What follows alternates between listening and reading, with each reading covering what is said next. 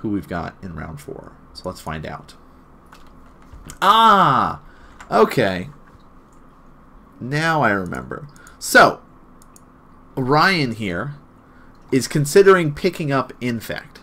So he asked to borrow my Infect deck for Modern. And I've done some tweaks and changes over a couple months here and there and decided, you know what, I'm just going to take out the Jace Vryn's Prodigy. I'm not going to try that route. We're just going to go kind of more classic blue-green style and see how that works. So I had the deck available, let him borrow it to try to play it out, and so he is going to be playing out. But it is going to be a tougher matchup. So he's playing against Leighton here, who is going to be rocking out that Colorless Eldrazi style. Now, this is kind of classic, almost. If you think back to Eldrazi Winter, right, during that period, that's kind of what Leighton's trying to do. And Downboats, thank you so much for the follow. Glad you're liking it. At least your name I can say, right? This is easy enough. So, the deck is pretty good. Like, it's what you'd expect that it's running, right? It's got Thought-Knot Seers, Reality Smasher, that sort of thing. It is running Chalice of the Voids. It's also running Simian Spirit Guides, so you can be able to play that Chalice on turn 1. You know, you can do some shenanigans, right? You can really mess with people. Ah, Downvotes. I love Sylvan Scrying. I love it. Oh, I love Sylvan Scrying in Infect. Oh, it's so good.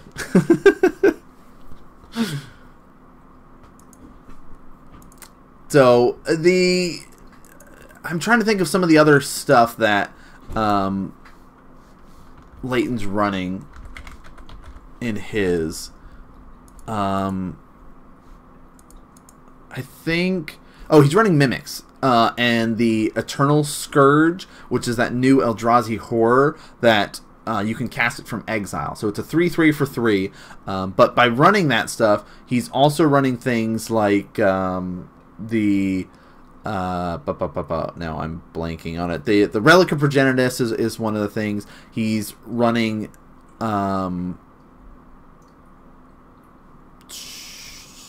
is it Serum Powder? Is that the card? I want to say it's Serum Powder. Yes, there we go. Yeah, there we go. Downvotes. Is it Serum Powder version? Serum. So again, if there's a card we're talking about, you do exclamation card and then type in the card's name. There you go. Everyone in chat's like, yeah, Serum Powder. It's that version. Boom, boom, boom. Thanks, guys. You're helping me remember things. So yeah, so he can look at his hand and go, well, I don't really like this. I'm going to mulligan this away. And if he's got this in his opener, he can exile all the cards and then draw that many cards. So he says, well, hey, look, I have 7 cards in my hand. I don't like this 7. I'm going to exile all 7 of them, and I'll draw 7 new ones. Yeah, and it looks like he was able to get one. So now he's explaining to Ryan how the Serum Powder works.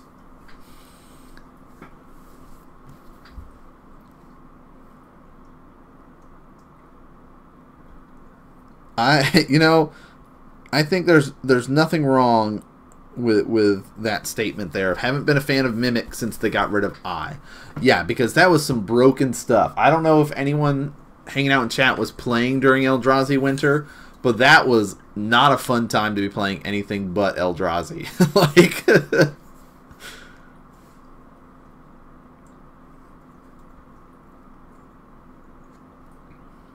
I mean, that was actually a time when blue-white control started to really surface up as a deck to try to combat the Eldrazi menace. So it looks like, I think Leighton's feeling pretty good with his, or maybe he's still going over the Serum. We don't have audio. We don't know, guys. We mute the audio. But it looks like, oh, here's the temple. Yeah, I was playing Infect during that period too. It was not fun. So he says, here's my Mimic. Explains what it does. Says, hey, you know, it can become basically a copy almost. It's power and toughness. So Ryan says, okay, well, I'm going to fetch and shock. Hopefully. Fingers crossed. You know, that's the other thing too. With a lot of new players, they might not be as accustomed to your life as a resource, right? And that's one of the things about the deck. Unless you have like a breeding pool in your opener, there's nothing wrong with going for those breeding pools earlier. And he will throw down the Glistener Elf. So I'm on the quest to get my card signed now for Infect because I love it so much. So luckily I've been able to get those Glistener Elves signed. And the deck is all foil minus lands because I like having the Trolley white border Pendelhaven and I don't want to change that. So I'm currently doing that at this point. And I don't want to spend the extra money on foiling out the lands right now. Like, the Misties and stuff like that would be sweet to get foiled up, but I'm fine with it as is right now. So he says, here's 2 mana, or actually here's 1 mana, and I'm going to pay 4 life, and I'm going to kill that. So he's going to go to 16 to do that. Mimic can swing across for 2. Alright, just, oh, okay, yeah, I'll go to 17. So, Verdant Catacomb.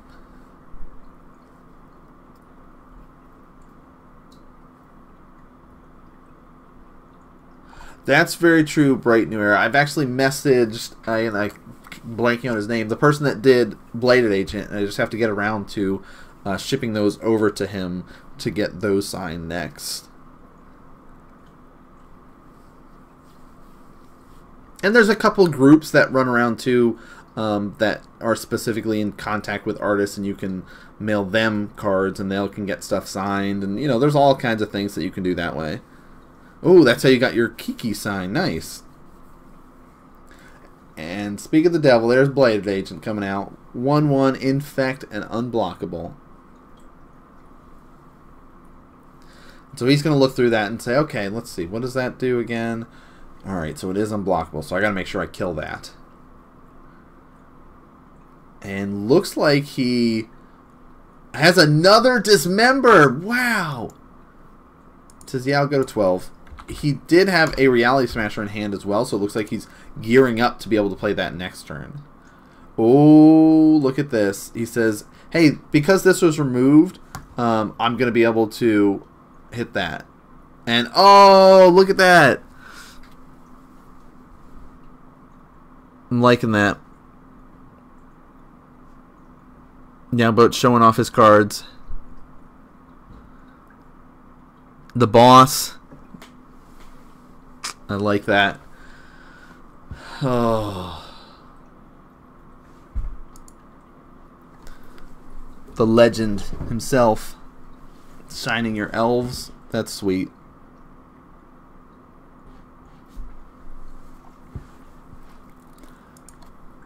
So it looks like there's an elf in Ryan's hand. He does have a pretty good position here because he does have protection this time around.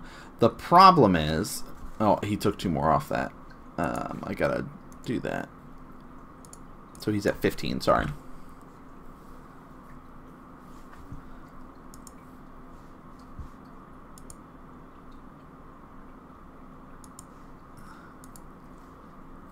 Nationals last year, nice. That's awesome. 13, okay. You might be right, guys. See, I keep getting distracted. That's the other reason why having a co-host is really nice, is because I can get distracted for a little bit, and my co-host knows what's going on. So here's the problem. Reality Smasher coming out. Oh, you're right, because the Mimic became a 3/3. So he's going to say, boom, hit this.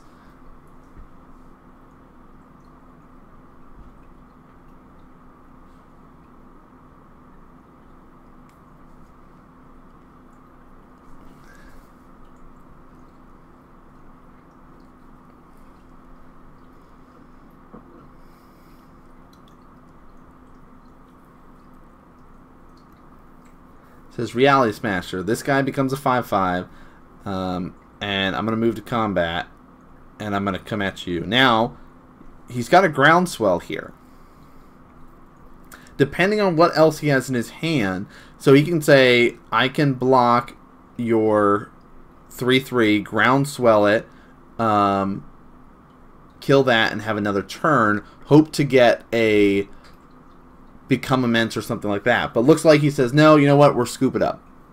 You've got it. There's 13. I'm at 13. Yeah.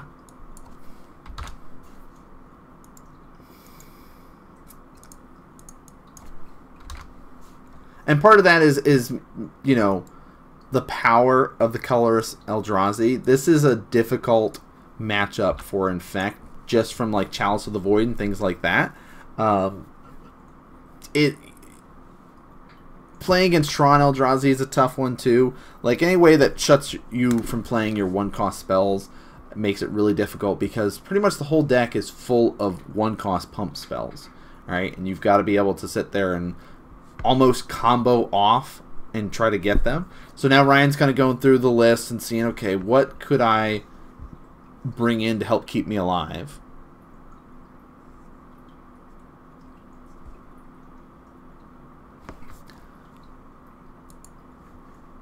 I think at this point I've taken out Grip. We're running Seal of Primordium right now. Because again, there's less artifact hate and need for it. There's not as many Tron Eldrazi players running around anymore. TJ's on Affinity. We have, I think, maybe just 2 anti-artifact cards sideboard, 1 main board, with our creature there. So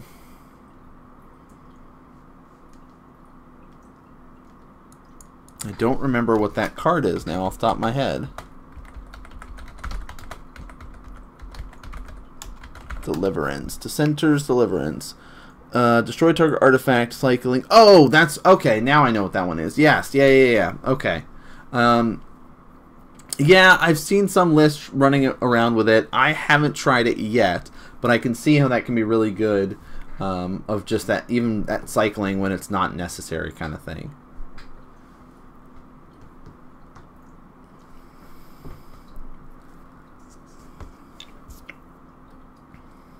You know, for a time we did have a lot more artifact stuff running around. Like, there was people that were playing Lantern Control, and there was a lot of Tron Eldrazi, and just, you know, Affinity, and just lots and lots of artifacts, and, you know, you adjust your board accordingly. It's nice to sit there and compare it to lists that are online and going to big events and stuff, and going, okay, yeah, all right, they're running these in their board, cool.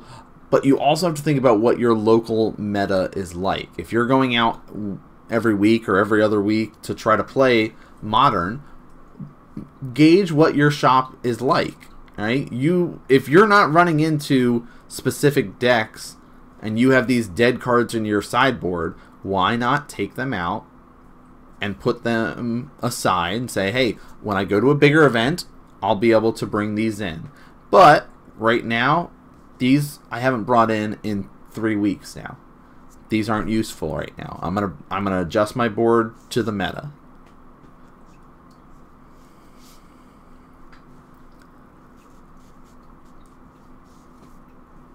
So both players shuffling it up here.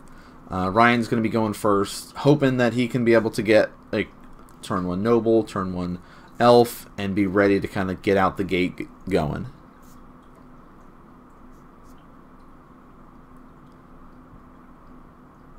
I like these responses in chat right now.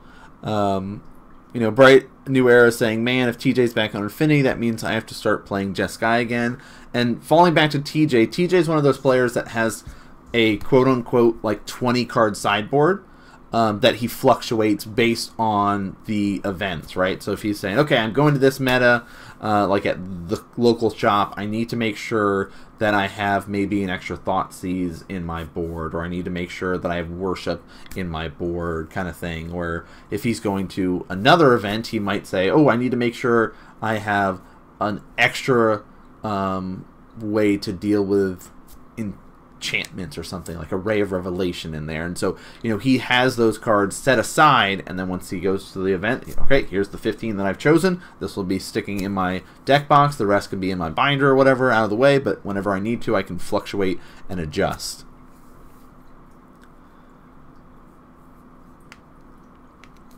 I enjoy Mono Bluetron as a deck. It's a fun deck. So this seems pretty good hand from Ryan. I think I saw Become a Man, Shaper Sanctuary, Blighted Agent, an Ink Moth, a Forest, and a Fetch land. But I don't know what the last guy... You know, maybe he's got too many lands, though. I couldn't quite tell from that glance at his stuff.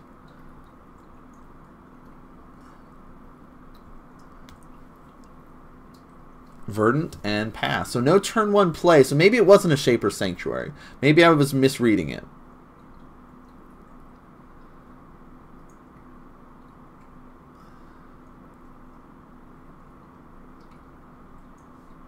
Oh man, Eldrazi Temple again.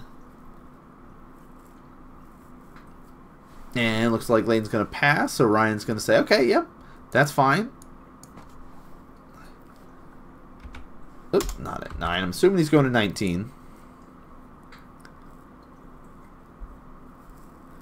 That's true. I like Hercules. I even ran Hercules for a little bit in Infect in the sideboard, just a one of, for a little bit there when Infinity was a little bit more prevalent. It's not. He might. So that's the thing with Ryan, is that this is his first time playing the deck. But maybe after game 1 where he's like, oh, you played 2 of these targeted removal spells against me, right? So maybe he looked through it and said, okay, this seems good, right? Where for those that aren't familiar, the Shaper's Sanctuary there, it's a 1 cost, 1 green, and you are having, whenever your creatures become the target of a spell or an ability an opponent controls, you may draw a card. So it's a better chance to draw into protection to save them. But again, Dismember is really the only targeted removal that Layton has. But if you're not familiar with the matchups and you see him play 2 of them, you're like, wow, he must have a lot more specific removal spells. I better make sure I have extra ways to answer this. So it looks like he's debating. Now he's up to 3 mana. So this is the time you go Ink Moth, Breeding Pool, play Blighted Agent, have the extra mana available. Yeah, no 3-drop there for Layton as well.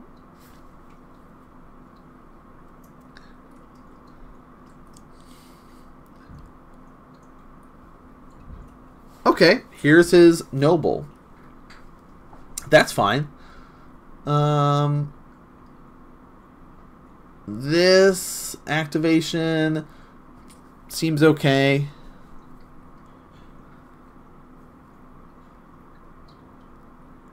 Everything's all lined up.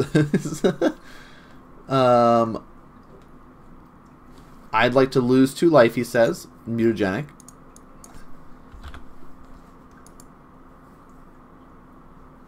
So he says, I'm going to deal 4 damage to you with this.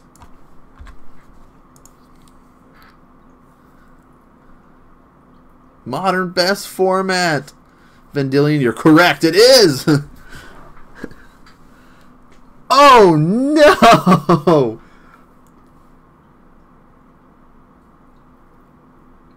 Wait, trigger! No! No! Saper Sanctuary! Yes, yes, yep, right there. Draw it. Oh, I forgot. Okay, okay. Okay. Hold on. He's back to 0 poison. Okay, so here's what happened, guys. Ryan is new, and he was attacking. And now he's talking about the trigger.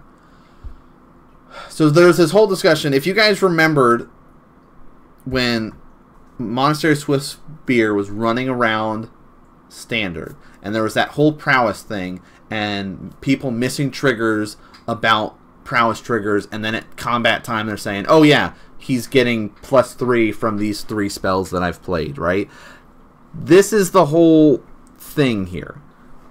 Ryan didn't announce the Exalted trigger, and now he's trying to say, wait, doesn't he get +1 from it? I think as long as you are remembering it within that combat step, it is okay.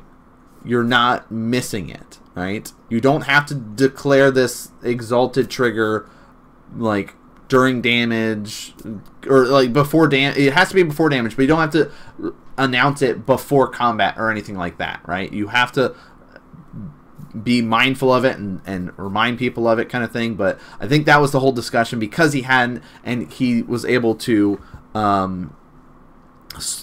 give that +3 -3 with that spatial contortion there that he threw out. So you're right. So it has to be It has to be remembered when it matters. That's the whole thing about it, is you have to remember it in very specific times. But so that was the thing with, I think Ryan forgot to announce it, so that allowed him to do that. But he could, at that point when he says cast this spatial contortion, Ryan could have said, hey, he also has the Exalted, because, you know, that sort of thing. If that was before damage kind of thing. I don't remember the last step that you have to declare it. I'll have to ask a judge to be 100% about it. You can miss it up to a point, like if you do not announce it before damage and you go to damage, like that's the whole thing. Magic, right? Warrior of Might saying, pretty sure they changed it so you don't have, it doesn't have to be announced. Magic should not have to be a game. So like there's up to that point. I think it's like damage, go to damage, hey, here's the stuff kind of thing. He's got the Exalted trigger, he's got the mutagenic, these are the damage that I'm coming at you with, kind of thing. But I don't know the exact frame and what is the last step that you can say I have Exalted triggers or whatever. So I'll have to check with my judge friend to see if I have a confirmation.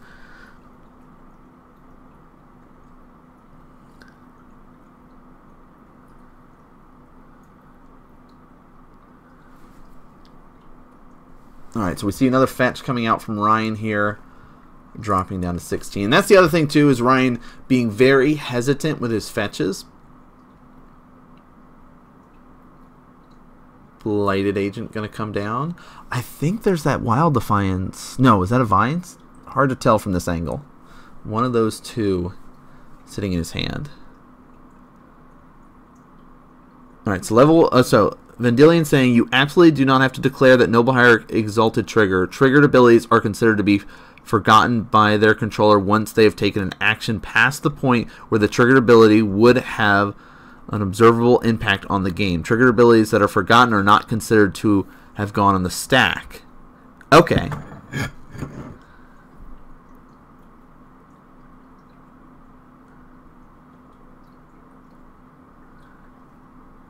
Good to know.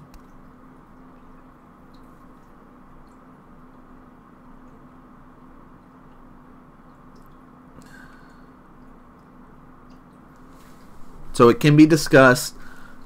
So if it's not relevant, you don't announce it. Both players should be aware of the Exalted trigger. Exalted, it can be discussed when combat damage or lethal damage are calculated. More you know. See, I'm not a judge. I do not... okay, so here's, it looks like a Dismember coming out. I don't know if he drew off that Steel Shaper again, though. Leighton, though, will lose some life. Going to 16.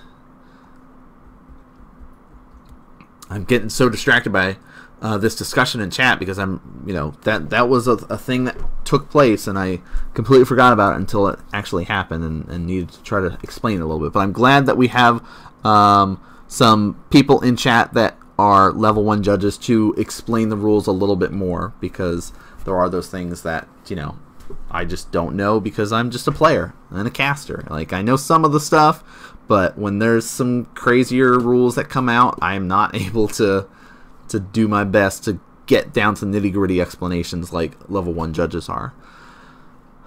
I love seeing newer players learn a deck. right? And trying to pick something up and learn the correct ways to do things, what might be the most optimal play in certain situations, and being able to talk and teach better ways to play specific lines. And that's a big part of what we try to do here on Modern Magic Mondays, is be able to educate players and explain to them, hey, this is, you know, in this sort of situation, that's great that you were trying to do it this way. Why don't you try to do things this way next time?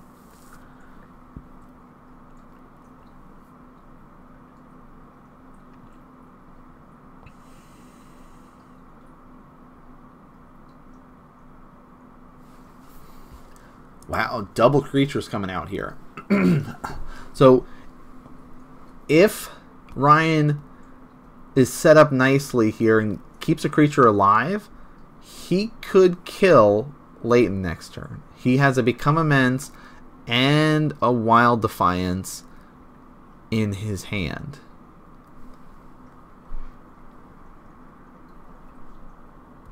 Yeah, he's got both. So he's got to sit here, throw away some creatures, though, in order to make this happen. So we'll have to see what Leighton's got available to him. But like somebody was saying, he's got another Smasher, so he can say, here's 10 coming at you.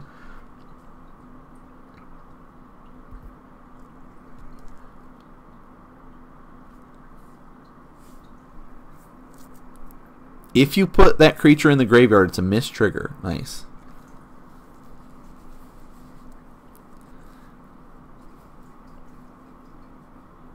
Oh, is it a gut shot? It is a gut shot!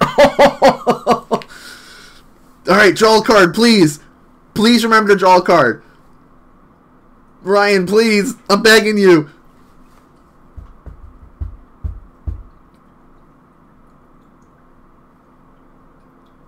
Oh, gosh. No. Draw a card, please.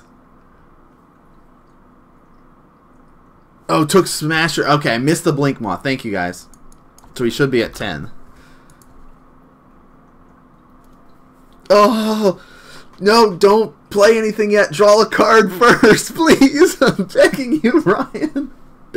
Oh. Alright, so it looks like he's just going to say, yes, I'm going to delve all this away, become immense, make this really big. I'm not going to die this turn. Now he's going to draw a card. Oh, he draws. You should draw first. Draw first. Because you might get a protection spell and not have to worry about it. Oh.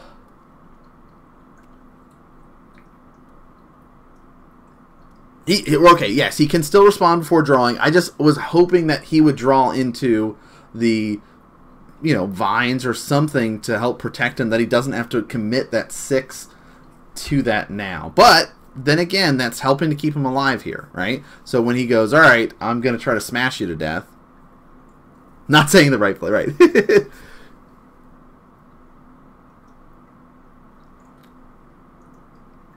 All right, so he's going to activate this Blink Moth. So he says, okay, I can try to push for damage, right?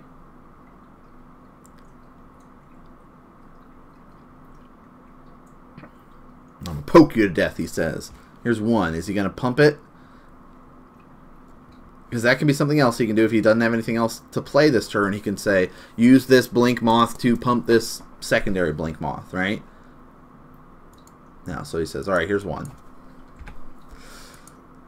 Wow, he's getting all the creatures.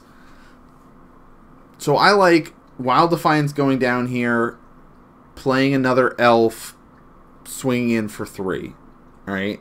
Then you have a couple blockers available to you.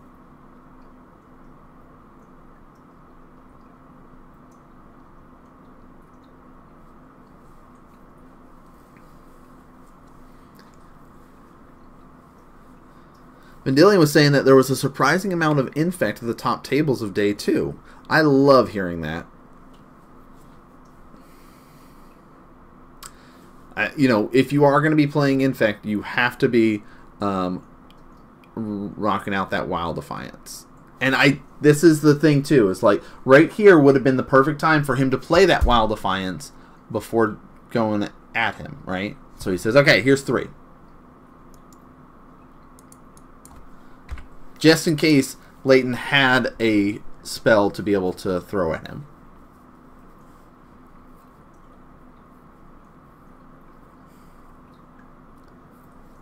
Vendilion, what are you rocking out for Modern currently? We had this discussion earlier. I don't think you were in chat when we were doing this discussion about what decks everyone is playing currently. Love Wild Defiance. He still has 2 mana. I like the idea of him playing another elf here. But no, he's going to play another... Okay, that's fine. I guess this is fine. Ad Nauseam, Jund, Pyromancer. Sweet. Those are some fun ones.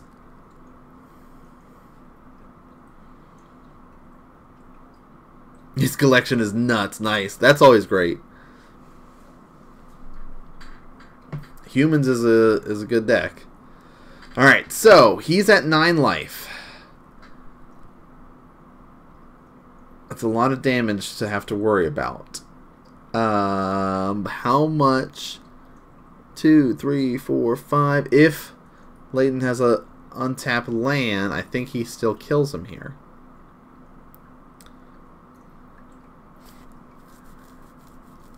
Okay, so it looks like he's going... Here's 5, double smasher. Come at you.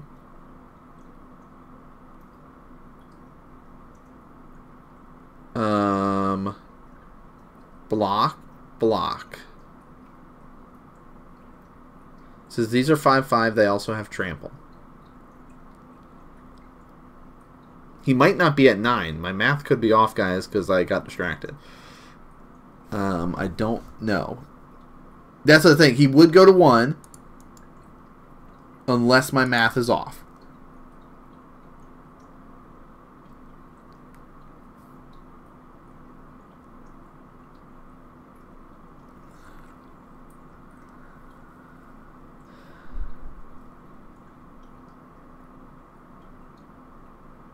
Yeah, so the Reality Smasher is this guy. Card. Oh, see, you beat me to it, down boats. Vendilion, thank you so much for the follow. Glad you're liking the stream tonight.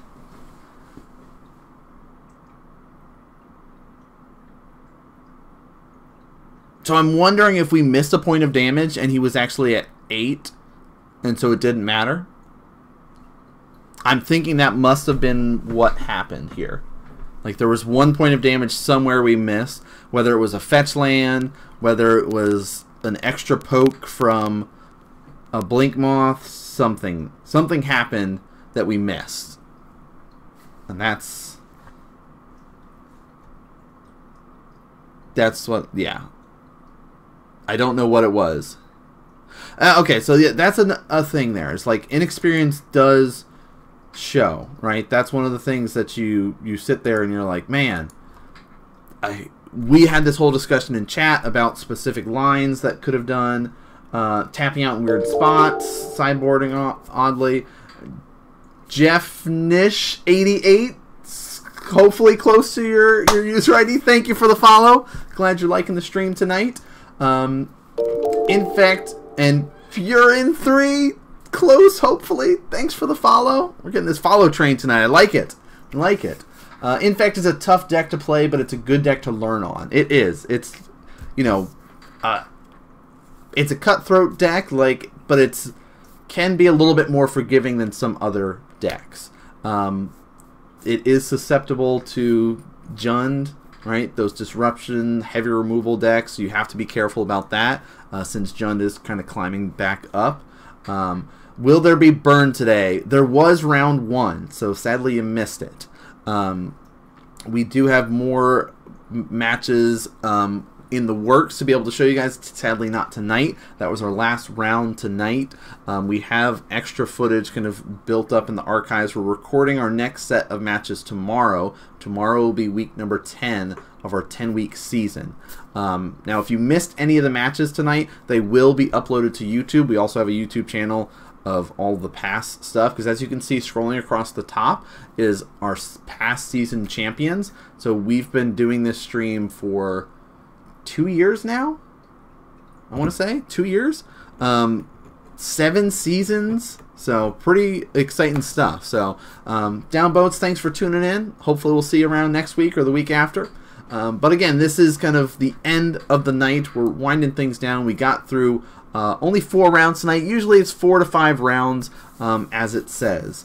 So pretty sweet to be able to see. Don't end the stream. Did I misspell congrats on one of them? Oh, it does, doesn't it? Which one does it? See, that's the also problem with doing this. Congrats. More games. I know we should have more games. So that was the other thing I was talking about, is that week number 9 we recorded last week, but with everything happening over the weekend with I found it. TJ says congrats. With everything going on over the weekend, because our co-host Farm R was unable to join us. The YouTube, there's a link on the Twitch, but it is Modern Magic Mondays. So we'll be able to show you guys. Let me pull up the link for that real quick. Pull that up. Bam, bam, bam. Found it. Yep, this is the other one right there.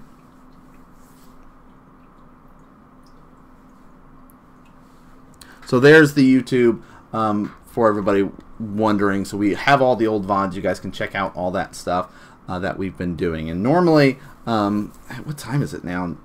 9 o'clock. Wow, we ended super early tonight. But I do have real life stuff that I have to run over and catch up to. So normally we do start 6:30 p.m. Eastern for anybody that is tuning in now. If you miss any of it, the VODs, of course, are on Twitch. They're also on YouTube for you guys to be able to catch it up. They usually get uploaded by the weekend, Saturday, Sunday, depending on how stuff goes, because real life is all consuming. I am a teacher, so that is kind of my day job stuff. I'm also going back to school for my master's, so real life does take place all over the place. So, but thanks again, everybody, for tuning in and watching. Let me get through this.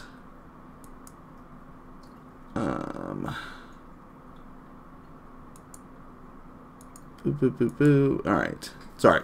But yeah, that's going to do it tonight, guys. Again, thanks so much for tuning in and watching. We'll see you guys next game. Again, if you like the stream, follow, subscribe, all the Twitters and stuff down below. It's a great way to show your support for the stream. But that's going to do it for us. We'll see you guys next game.